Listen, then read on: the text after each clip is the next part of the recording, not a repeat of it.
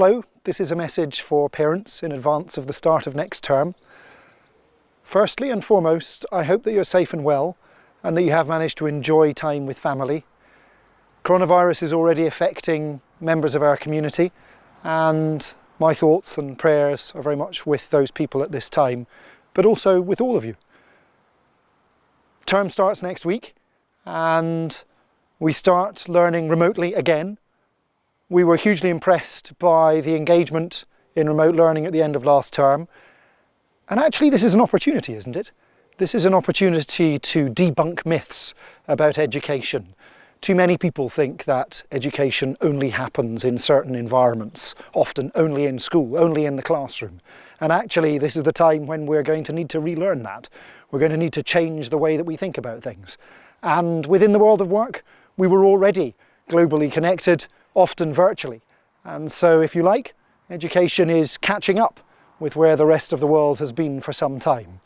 I think we need to review our practices regularly, and we will be learning together, teachers and students and parents. And I need your help with that. My academic team will be in touch in the next few days with much more information. But do remember, we don't need to be perfect first time round, and we need you to ask us for support when you need it. And we need the feedback. Please give us that feedback. In terms of Year 11s and the upper 6, we now at least have clarity around how examination grades will be assessed. And as Mrs. Hayden said in her brochure last week to parents and to students, again, this is a huge opportunity. The diploma and certificate courses have been pulled together in a very, very short space of time. But reading that brochure last week, I was struck by the inherent interest and the opportunity that existed within all of those courses for students to maintain the very necessary and the very important rhythm of education at this time. Particularly for someone going to university next year.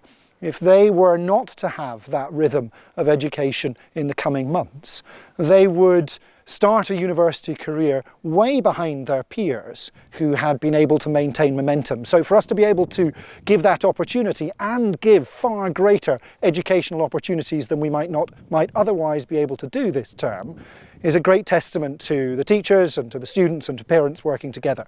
And I thank you for that. The pastoral team have been in touch regularly with students, and it's been lovely to see your feedback. Thank you very much for that feedback. That will continue in the weeks and months ahead, and please do expect it. And don't forget that we are here to support you and your families. And if you need additional support, then please be in touch, because we will only get through this if we support each other. It's been really lovely to see the community involvement of the wider Millfield community in the local area. Students, staff, parents have all been involved in a vast array of activities around the street region, and I'm grateful to those students and staff and parents who've been involved. And I know that speaking to the people who have benefited from that support, they have said that it has been a much needed lifeline to them at this difficult time. I'd just like to close by saying that life goes on here at Millfield. Of course, we miss you. And we want to see you back at the campus as soon as possible. We're going to have our first ever virtual open day on the 2nd of May, and it's lovely to see that numbers are already quite strong for that. If you know of anyone else that's interested, or maybe you'd like to reconnect with the school through the open day, you're very welcome to do so, and just have a look at the website for the details of that.